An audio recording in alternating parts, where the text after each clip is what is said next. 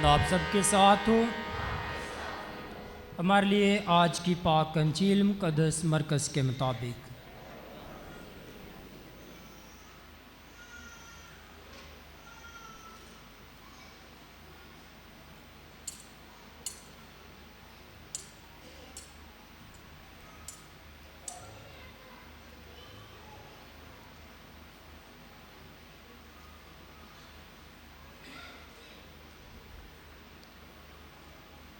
नावें बाप की 30वीं आयत से 37वीं आयत तक।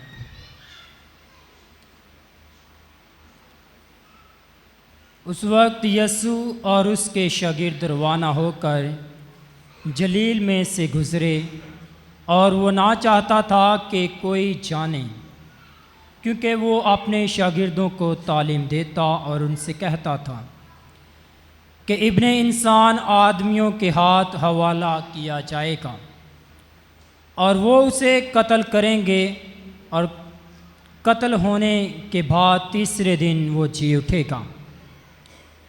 लेकिन वो इस बात को ना समझे थे तो भी पूछने की जुर्रत ना करते थे।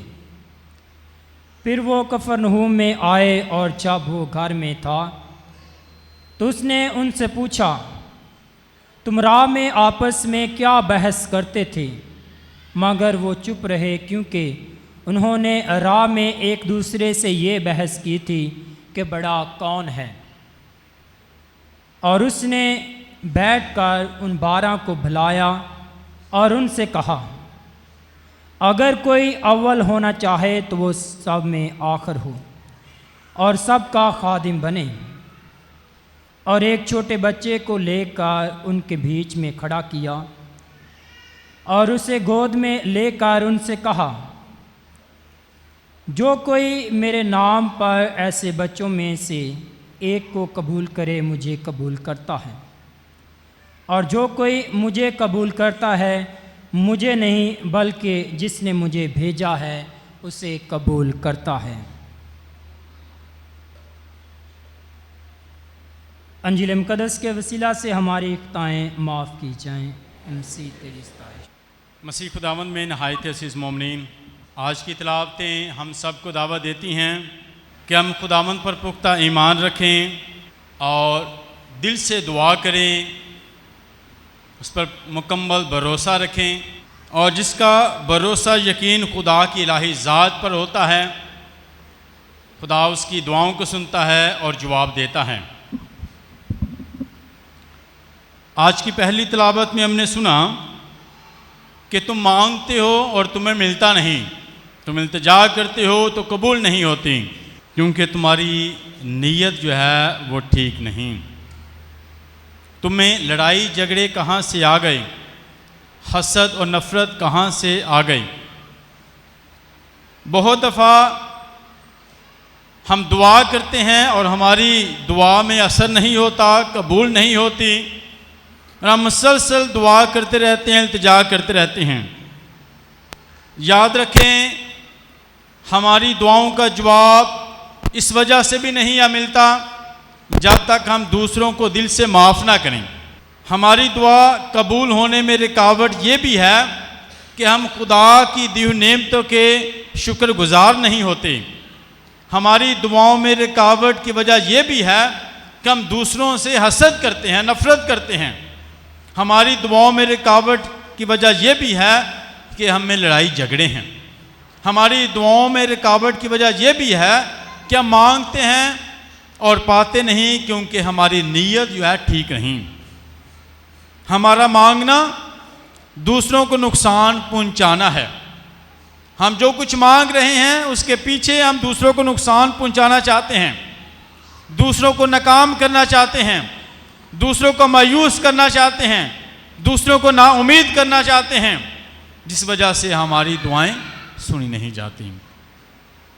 हम इसलिए मांगते हैं कि दूसरों को दिखा सकें, दूसरों को नीचा करने के लिए, गिराने के लिए और अपने आप को बेहतर बनाने के लिए। खुदा ऐसी दुआओं को नहीं सुनता और ऐसी दुआओं का जवाब नहीं मिलता। हर वो दुआ सुनी जाती है जिसमें हमारी नीयत साफ़ होती है, जिसमें हम दूसरों की बेहतरी चाहते हैं, जिसमें हम दूसरों का भला चाहते हैं, जिसमें हम दूसरों का नुकसान नहीं चाहते, तो हमें सोचना है क्या जो कुछ मैं अपने लिए मांगता हूँ दूसरों के गिराने के लिए, नाकाम करने के लिए, तो ऐसा तो नहीं है, या अपने आप को बेहतर बनाने के लिए, अपने आप को बेहतर दिखाने के लिए, बड़ा बनाने के लिए। जब हमारी जो दुआएं हैं, इल्तिजाएं हैं, उनमें किसी का नुकसान ना हो, बल्कि दूसरों की बेहतरी के लिए, अपने लिए और दूसरों की बेहतरी के लिए खुदा उन दुआओं को सुनता है और उनका जवाब देता है। तो बहुत दफ़ा हमारी दुआएं इस वजह से भी नहीं सुनी जाती कि हम दूसरों को माफ़ नहीं करते, रहम नहीं करते और हम में लड़ाई झगड़े रहते हैं। तो आज हमने सोचना है कि मुझे अपनी ज़िंदगी से लड़ाई झगड़ों को ख़त्म करना है और इसके साथ साथ अपनी नीयत को बेहतर करना है। जो मांगना है ज़रूरत के लिए और दूसरों की बेहतरी के लिए, ताकि खुदा उस दुआ को सुन सके और जवाब दे सके। हमारी नीयत ठीक हो। हमारी दुआओं का मौजू ये भी होता है कि खुदा मुझे ये बरकत दे, अता कर, ताकि मैं दूसरों को बता सकूं कि मैं उनसे कम नहीं हूं, या दूसरों को गिरा सकूं। तो खुदा ऐसी दुआओं का जवाब नहीं देता। तो हमें अपने आप को आजिज़ और हलीम करना है। जो कुछ मांगना है बेहतरी के लिए, दूसरों की भलाई के लिए, कामयाबी के लिए, और उसमें सबकी बेहतर हुई हो, ताकि खुदा हमारी दुआओं को सुन सके। इसके साथ साथ खुदा मोहब्बत है, चाहता है कि हम अमन और सलामती के साथ ज़िंदगी गुजारें। जब उसने अपने आप को शिगिर्दों पर ज़ाहिर किया मुर्दों में से ज़िंदा होने के बाद, तो उसने उन्हें सलामती का तोहफ़ा अता किया, और वो चाहता है कि हम भी इसी सलामती को बांटें एक दूसरों में। और जहाँ पर लड़ाई झगड़े हैं वहाँ पर यीशु की सलामती का फुकदान है, कमी है। तो हमें यीशु की सलामती को मांगना है, यीशु की सलामती को मांगना है। और अमन के लिए काम करने मुबारक वो शख्स हैं जो सुलह कराते हैं। तो हमें अमन और सुलह कराने वाला बनना है। अमन के लिए काम करना है, सुलह के लिए काम करना है, ताकि हम खुदा के शिगिर्द कहला सकें, उसके बेटे और बेटियाँ कहला सकें। तो आज हमने इस बात पर गौर करना है कि मेरा रवैया जो है, मेरी सोच जो है, वो नुकसान वाली तो नहीं। अगर ऐसा है तो फिर मेरी दुआएं कबूल नहीं हो गई, ऐसा है तो मेरी दुआओं में रुकावट ही रहेगी। तो आज मुझे अपनी नीयत को भी बेहतर करना है, अपनी सोच को अच्छा करना है और दूसरों की बेहतरी के लिए सोचना। जितना दूसरों की बेहतरी के लिए सोचेंगे, खुदा आपकी दुआओं को सुनेगा और कामयाबी बख्शेगा। आज की जिले पाक में हमने सुना कि मसीह खुदावंद के शागिर्द आपस में बहस करते हैं कि हम में बड़ा कौन है, और उनमें अक्सर इस बात पर बातचीत होती है कि यीशु मसीह के बाद कौन बड़ा होगा और हम में बेहतर, अच्छा और बड़ा कौन है। और इसके साथ साथ कि मसीह खुदावंद एक राज की बात उन्हें बताते हैं और वो चाहते हैं कि दूसरे ना जानें। अपने शागिर्दों पर ये ज़ाहिर करना चाहते हैं कि उनका उस्ताद जो ज़िंदगी का बानी है, जो तालीम देता है, जो मौजज़ात करता है, जो दूसरों की बेहतरी चाहता है, जो रहम करता है, दूसरों के दुख दर्द को समझता है और उनकी ज़िंदगी में मौजज़ात करता है, वो ज़रूर है कि वो दुख उठाए, ज़रूर है कि वो जान दे। और इसके साथ साथ उन्हें बताता है कि वो 3 दिन के बाद मुर्दों में से जी उठेगा। यानी वो ज़िंदगी में चैलेंजेस का सामना करेगा, दुख उठाएगा, मुखालफत होगी, जान देगा, मगर बाप की मर्ज़ी को पूरा करते हुए और उसके नाम की इज़्ज़त और जलाल देते हुए खुदा उसे भी जलाल देगा और 3 दिन मुर्दों में से वो जी उठेगा। यानी उसकी वफादारी का इनाम ये होगा कि बाप उसे जलाल देगा, उसे बरकत देगा, कामयाबी देगा और वो मुर्दों में से जी उठेगा। तो ये उसकी वफादारी का इनाम होगा। ज़रूर है कि वो दुख भी उठाए, और ये मसीहत में कि यीशु ज़रूर है कि दुख उठाए और उसके शागिर्द ये जाने कि हमारा उस्ताद जो है वो खिदमत में, मोहब्बत में, प्यार में और दूसरों की खुशहाली में बहुत से चैलेंजेस और दुखों का सामना तो ज़रूर करेगा, मगर वो उन पर गालिब आएगा, मौत पर गालिब आएगा। तो इसी तरह हम भी याद रखें, यीशु के मानने वाले, यीशु की पैरवी करने वाले और यीशु पर भरोसा रखने वाले ज़िंदगी में चैलेंजेस आएंगे, मुश्किलातें आएंगी, मगर जो साबित कदम रहते हैं, वफादार रहते हैं, खुदा उन्हें कामयाबी बख्शता है और वो भी कामयाब होते हैं। मसीह खुदावंद की जिस तरह वो मौत पर गालिब आया, तो खुदा अपने चाहने वालों को भी बरकत देता है, कामयाबी अता करता है। उसके चाहने वाले मायूस और नाउमीद और नाकाम नहीं होते, बल्कि जो उनका भरोसा यीशु पर होता है वो ज़िंदगी में अपने कामों में कामयाब होते हैं, अपनी मंजिल तक पहुंचते हैं और खुदावंद उनकी खुद ताकत होता है, खुदावंद खुद उनके साथ होता है, उनकी मदद करता है। तो हमें हमेशा खुदा पर भरोसा रखना है और ये याद रखना है कि हमारा ज़िंदगी का बानी मसीह खुदावंद खुद दुख उठाता है मगर मौत पर गालिब आता है, बाप उसे जलाल देता है और उसके चाहने वाले भी ज़िंदगी पाएंगे, वो भी अपनी मंजिल को पाएंगे, वो भी कामयाब होंगे, वो भी फतह पाएंगे और बरकत हासिल करेंगे। उन्हें भी जो है इनाम मिलेगा उनकी वफादारी का, साबित कदमी का, बर्दाश्त का और सब्र का। तो हमें ज़िंदगी में हमेशा सब्र और बर्दाश्त को अपनी ज़िंदगी का हिस्सा बनाना है ताकि हम ज़िंदगी में कामयाब हो सकें और यीशु मसीह के अच्छे पैरोकार बन सकें। इसके साथ साथ जिस तरह शागिर्दों में ये बहस होती थी कि हमें बड़ा कौन है, तो ये इंसानी सोच है। इंसान हमेशा भागता है एक रुतबे के पीछे, मुकाम के पीछे, उसका एक ऊंचा नाम हो और बड़ी शान हो और एक जो है बड़ा ओहदा हो, शोहरत हो, दौलत हो, ताकत हो। तो इंसान की सोच इसमें है और वो इन चीज़ों के पीछे भागता है हर इंसान। शागिर्दों में ये बहस होती है मगर मसीह खुदावंद ने बताना चाहते हैं कि बड़ा बनने के लिए छोटा बनना ज़रूरी है। मुक़द्दस फ्रांसिस असीसी जो है उसकी रूहानियत और खिदमत का जो मौजू था कि मैं छोटा बनकर खिदमत करूं, छोटा बनकर दूसरों को प्यार करूं, दूसरों को इज़्ज़त दूं और दूसरों की खिदमत करूं।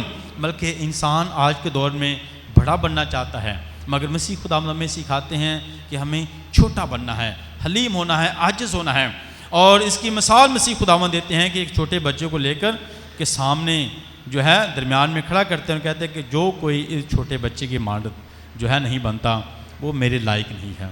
छोटे बच्चे की मानद, एक छोटा बच्चा जो है वो मुकम्मल तौर पर जो है भरोसा करता है, यकीन रखता है अपने वालिदैन पर, अपने बाप पर, उनकी ताकत पर भरोसा रखता है। वो खुद फैसला नहीं करता बल्कि वो डिपेंड करता है अपने वालिदैन पर, बड़ों पर डिपेंड करता है, अपने वालिदैन पर डिपेंड करता है, अपने बाप पर डिपेंड करता है कि जो बाप मेरा फैसला करेगा वो मेरे लिए अच्छा होगा, बाप जो मेरे साथ होगा तो मैं कामयाब होऊंगा, बाप मेरी मदद करेगा तो मैं अपनी मंजिल को पालूंगा, बाप मेरी ताकत बनेगा तो मैं कभी ज़िंदगी में नाकाम नहीं होऊंगा।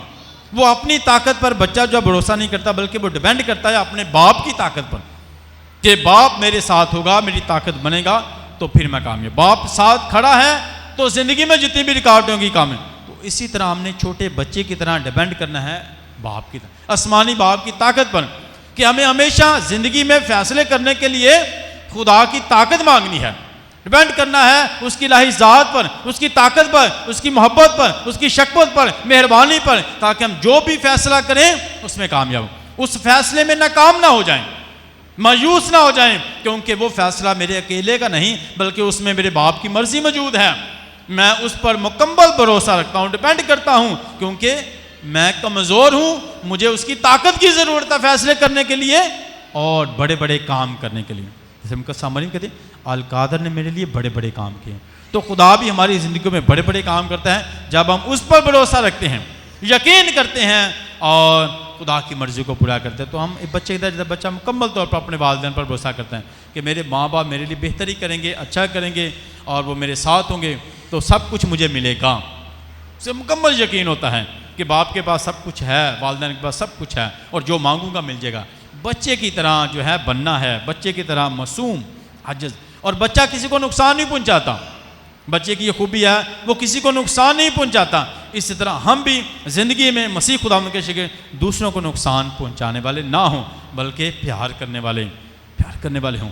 और बच्चा जो है लड़ाई झगड़ा नहीं करता, ना नुकसान पहुंचाता है ना लड़ाई झगड़ा करता है, और इसके साथ साथ हमेशा सच बोलता है, उसमें सच्चाई होती है, जो पूछा जाए वो ही बताएगा, उसमें झूठ नहीं है। तो इसी तरह यीशु के शागिर्द, यीशु कहता है इस बच्चे की मानद बने, एक तो अपने बाप की ताकत पर भरोसा करें और बच्चे की तरह सच बोलें और बच्चे की तरह जो है हमेशा दूसरों को नुकसान पहुंचाने वाले ना हो। वो नुकसान नहीं पहुंचाता, बच्चा हमेशा जो है वो सच बोलता है। तो हम भी हमेशा हमारी ज़िंदगी में सच्चाई हो, हक़ और सच्चाई के लिए काम करें। और मसीह को फरमाते हैं कि राह हक़ और ज़िंदगी में सच्चाई मैं हूँ, और जो उसकी राह पर चलता है वो कामयाब होता है। तो हमें हमेशा सच्चाई को अपनाना है, हक़ को अपनाना है जो यीशु है, ताकि हम ज़िंदगी पा सकें। बच्चे की खूबियाँ अपनाएं, अपने आप को छोटा बनाना, आजिज़ करना और खिदमत यह है कि दूसरों की फ़िक्र करना, खिदमत यह है कि खिदमत करना। सी खुदा में बड़ापन इसमें है। जैसे शागिर्द जो है बड़ा बनना चाहिए, इसमें बड़ा बनने के लिए जो है ज़रूरी है कि आप खिदमत करें। जो खिदमत करता है उसमें बड़ापन है, जो दूसरों को अपनाता है उसमें बड़ा, उसका ये बड़ापन है, उसको बड़ा बनाता है। दूसरों की खिदमत करना उसको बड़ा बनाता है, दूसरों की फ़िक्र करना उसे बड़ा बनाता है, दूसरों को शामिल करना उसको बड़ा बनाता है, और दूसरों की मदद करना उसको बड़ा बनाता है, दूसरों की फ़िक्र करना उसको बड़ा बनाता है। तो इन कामों को हमने अपनाना है ताकि हम बड़े बन सकें। हमें जो है रुतबे, मकाम और ताकत, शोहरत के पीछे नहीं भागना, बल्कि खिदमत के पीछे, दूसरों को खिदमत कर सकें। दूसरों की खिदमत ही हमें बड़ा बनाएगी, आला बनाएगी, अच्छा बनाएगी, बेहतर बनाएगी। तो आए हम इस बात पर गौर करें। मुक़द्दसीन की ज़िंदगी में सिखाती हैं कि उन्होंने छोटे बनकर खिदमत को करना शुरू की, छोटे बनकर। आज उन्होंने छोटे छोटे कामों को जो अपनाया खिदमत के लिए। तो हम तो हमेशा कहते हैं कि जब तक मेरा नाम ना लिया जाए, सबको बताया ना जाए, या मुझे अच्छी जगह ना बैठाया जाए, तब तक जो है मेरी पहचान कैसी होगी। मैं तो ये समझूंगा कि जो है मेरी वैल्यू नहीं, मेरी कदर ही कोई नहीं, मुझे तो किसी ने इज़्ज़त नहीं दी। हम जो हैं हमेशा जो है इसी चीज़ के पीछे भागते हैं, बल्कि हमें छोटा बनकर जो है खिदमत करनी है, छोटा बनकर ज़िंदगी गुजारनी है, और अपनी ज़िंदगी में आजिज़ाना रवैया रखना। हलीमी जो कामयाबी का राज है। जितना इंसान अपने आप को हलीम करता है, खुदा उसको उतना ही बुलंद करता है, और बुलंदी पर जाने के लिए हलीमी अपनाना ज़रूरी है। अगर बहुत आगे जाना चाहते हैं, हलीम बनना चाहते हैं, तो फिर आजिज़ी बनाएं। कामयाब होना चाहते हैं तो आजिज़ हैं। मसीह खुदावंद ने मत्ती रसूल की इंजील उसके 11वें बाब में एक बात कही है, जो उसने कहा कि मुझसे सीखो, और वो है हलीमी। मैं हलीम और दिल का फ़रोतन हूँ, मुझसे सीखो। यीशु मसीह ने भी सिखाया कि मुझसे सीखो कि मैं कितना हलीम और दिल का फ़रोतन हूँ। तो हमें यीशु से सीखना है कि उसने अपने आप को बिल्कुल हलीम कर दिया, अपने शागिर्दों के पाँव में धोए उसने। ये उसकी हलीमी की, आजिज़ी की बहुत बड़ी मिसाल है कि किसी के पाँव धोना और खिदमत करना। उसने कहा मैं खिदमत करवाने नहीं बल्कि खिदमत करने आया हूँ, दूसरों को प्यार करने आया हूँ, दूसरों की खिदमत करने, दूसरों का साथ करने। तो ये उसने हलीमी की बहुत बड़ी मिसाल दी है। पाँव धोकर अपने शागिर्दों के उसने कहा जैसा मैंने प्यार किया तुम भी करो, और जैसा मैं हलीम बना तुम भी बनो, जैसा मेरा मिजाज है वैसा तुम भी रखो। और मुक़द्दस से कहता है कि हमें यीशु के मिजाज को अपनाना है, उसके उस जैसा बनना है, हलीमी। और उसने सलीब पर अपने आप को तोड़ दिया। तो अलतार पर जब पाकमस की कुर्बानी चढ़ाते हैं, तो जब रोटी तोड़ते हैं तो याद रखें यीशु ने अपने आप को तोड़ा। तो हमें भी अपने आप को क्या करना है? तोड़ना है, फिर ज़िंदगी दे सकते। रोटी क्या करती है?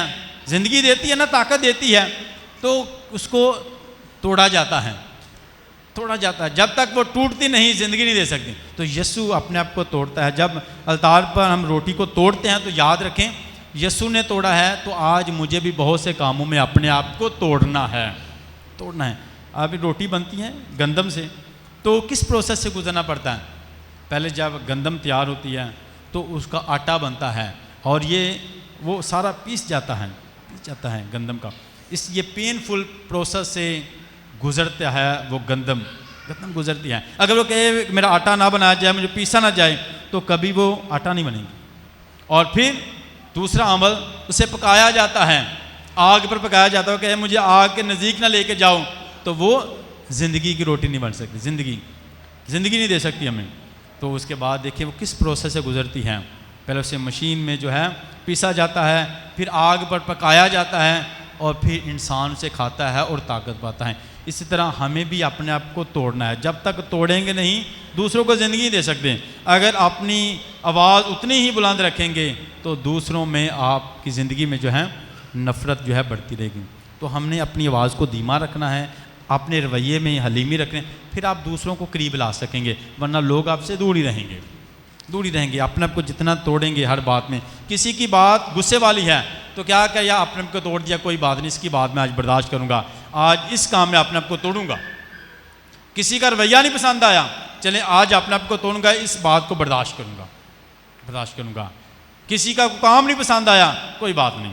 किसी को देखा और किसी का कोई भी बुरा काम, लो इसको मैं बुरा कहूँगा ही नहीं, वो इसको बुरा नहीं कहूँगा, मैं किसी के खिलाफ बात नहीं करूँगा, किसी को बुरा नहीं कहूँगा, किसी की आपजोई नहीं करूँगा, किसी की शिकायत नहीं लगाऊँगा, किसी की चुगली नहीं लगाऊँगा, अपने आप को तोड़ूँगा, अपने आप को खाली करना ताकि आप दूसरों को ज़िंदगी दे सकें। तो आज से हमने सीखना है कि यीशु ने अपने आप को तोड़ा है तो मुझे भी तोड़ना है, बहुत से कामों में और बातों में तोड़ना है। जितना आप आपको तोड़ेंगे उतना ही दूसरों को ज़िंदगी दे सकेंगे, अगर तोड़ेंगे नहीं तो ज़िंदगी नहीं दे सके। तो आए खुदा से फसल मांगें कि अपने आप को तोड़ सकें और दूसरों को जोड़ सकें।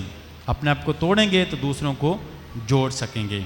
तो आए खुदावन से फजल मांगे, क्या खुदा मेरी मदद कर, जिस तरह तूने अपने आप को सलीब पर तोड़ा, पाक अलतार पर कुर्बानी में अपने आप को तोड़ते हो, तब मैं भी अपने आप को तोड़ूं और दूसरों को जोड़ सकूं तेरे साथ। यीशु ने अपने आप को तोड़ा और उसने बाप के साथ हमें जोड़ा है, तो हम भी अपने आप को तोड़कर यीशु के साथ जोड़ सकें। मसीह खुदावन के वसीला से हम